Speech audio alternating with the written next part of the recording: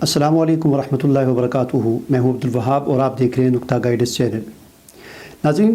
एक दो दिन से ये खबरें गर्दिश कर रही हैं कि पाकिस्तान ने एक इसराइली पायलट को गिरफ़्तार किया है। पाक भारत हालिया कशीदगी में जैसा कि आप जानते हैं कि पाकिस्तान ने इंडिया के दो जहाज़ मार गिराए थे,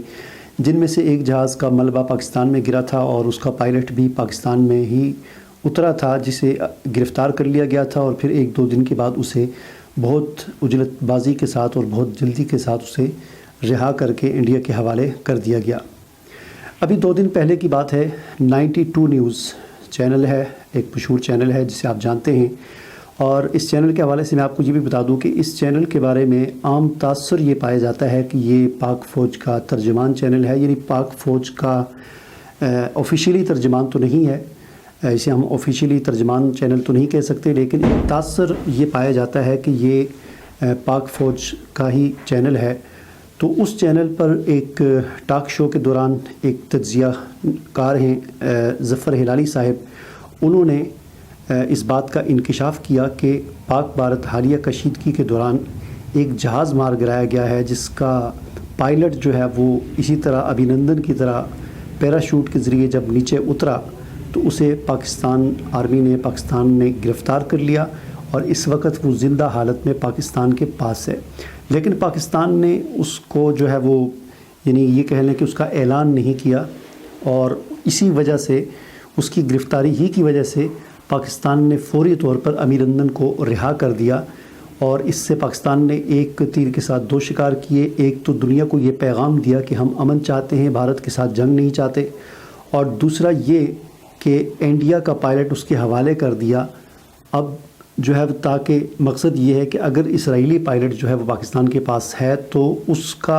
ऐलान जो है ख़ुद इंडिया करे या अमेरिका करे या इसराइल उसका तकाज़ा करे कि हमारा पायलट जो है रिहा किया जाए। लेकिन चूँकि वो इस तरह कर नहीं सकते, उनके लिए ये ऐलान करना ही मुश्किल है, क्योंकि फिर सारी दुनिया कहेगी कि इसराइल पाकिस्तान में क्या लेने गया था और क्यों उसके जहाज़ वहाँ पर इंडिया के साथ पाकिस्तान के ख़िलाफ़ बरसरे पैकार थे। बहरहाल इस बात में कितनी सदाकत है ये तो वक्त ही बताएगा, लेकिन मैं आपको ज़फ़र हिलाली साहब का वो तज्ज़िया का छोटा सा क्लिप आपको सुनाना चाहता हूँ, जिसमें उन्होंने इस बात का इंकशाफ किया है कि इसराइली पायलट ज़िंदा हालत में पाकिस्तान ने गिरफ़्तार किया है और इस वक्त वो पाकिस्तान के पास है, और बैक डोर अमेरिका और पाकिस्तान के राब्ते भी जा रहे हैं। चूँकि इसराइल के साथ बराह रास्त पाकिस्तान की कोई बातचीत नहीं है, इसराइल अमेरिका के वास्ते से पाकिस्तान के साथ बातचीत कर रहा है और उसकी रिहाई के लिए कोशिशें कर रहा है। तो ये क्लिप सुने और फिर उसके बाद जो है वो आप ख़ुद अंदाज़ा लगा सकते हैं कि इस खबर में